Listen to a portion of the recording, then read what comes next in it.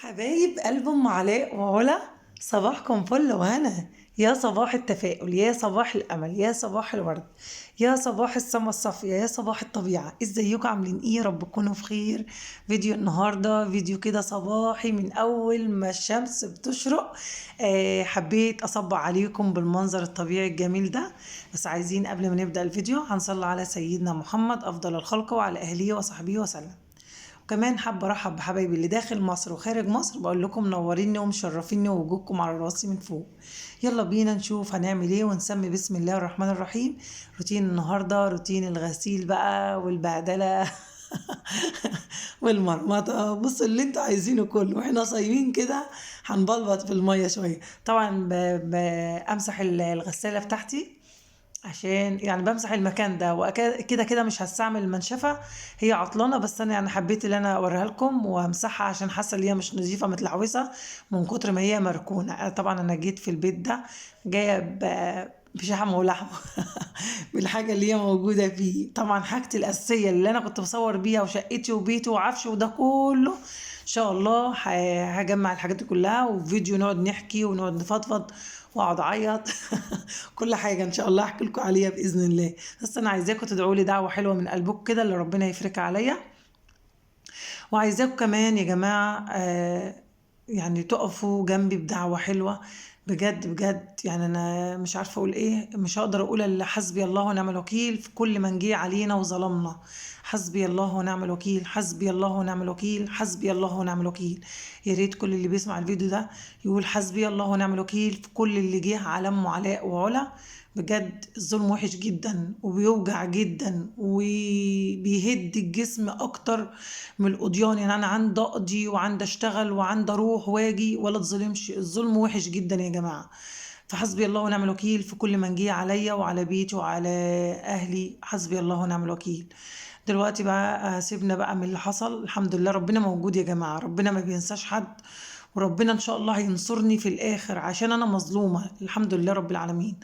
دلوقتي بقى انا بغسل الغسيل بتاعي. حطيت الدار الاولانيه زي ما انتم شايفين اهوت. اول مره الاولانيه الدور الاولاني.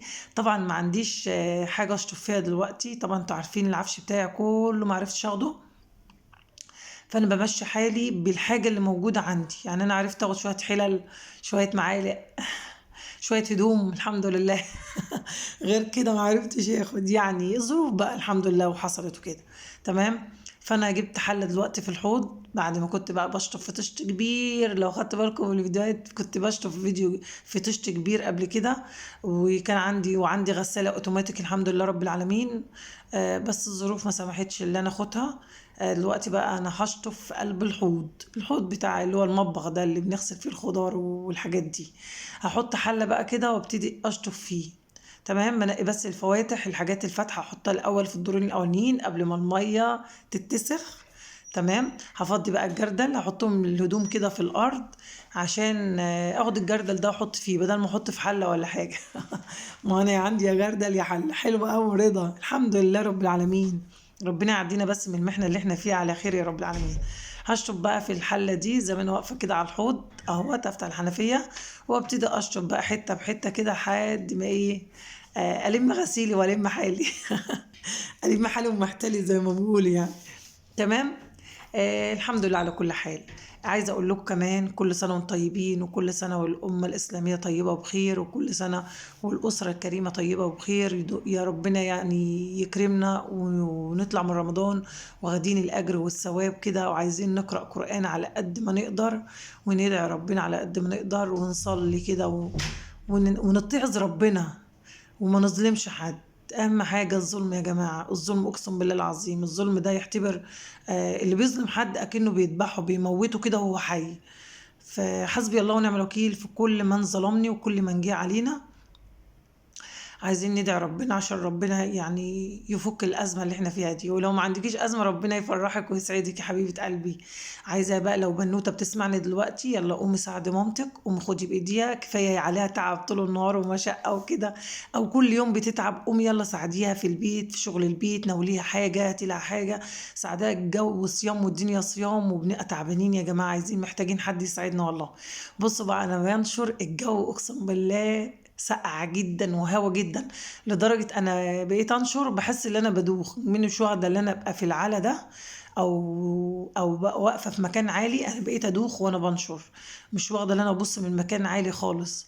كنت طبعا بنشر الاول فوق السطوح، وحلاوة ما بنشر فوق السطوح الهدوم بتاعتي لو كانت وقعت من على الحبل كانت بتقع فوق السطوح. دلوقتي الهدوم بتاعتي لو وقعت ولا طارت هفضل اجري بقى وراها، وبتبقى مشكله. يعني على ما انزل من فوق من خامس زور ولا من سادس زور واقعد اجري بقى على الاسفلت ولا تنط في الميه، دي تبقى مشكله بقى. تعالوا اتفرجوا على ام علاء وعلا بقى ايه اللي حصل لها يا جماعه. فربنا يسترها بقى، الهدوم بتاعتي ما تطيرش من كتر هوا شديد جدا، يعني بص هيخلع المشبك ويخلع الحبل وانا حاسه ان انا هطير انا رخر.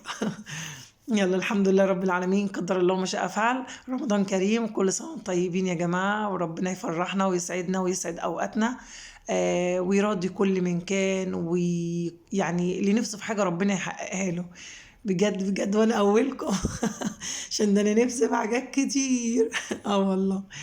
فربنا يا رب يفرحنا ويسعد اوقاتنا كلها يا رب العالمين، ويبعد عننا كل شر وكل مكروه وكل مرض يا رب العالمين. دلوقتي بقى حبيت اللي انا يعني ايه انشر كده واوريكم المناظر الطبيعيه، الجمال الرباني، الحاجات دي كلها.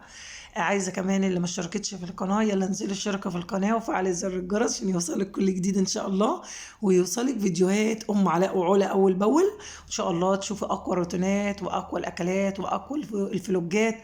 ورحمه ربنا واسعه، مش هيأس من رحمه ربنا، وهفضل مكمله بيكم وانتوا سند ليا بعد ربنا. ربنا يخليكم ليا وما تحرمش منكم. وكده الفيديو ان شاء الله يعني يكون خلص، استنوني بقى فيديوهات كتير عشان الهوا هيطيرني. مع السلامة.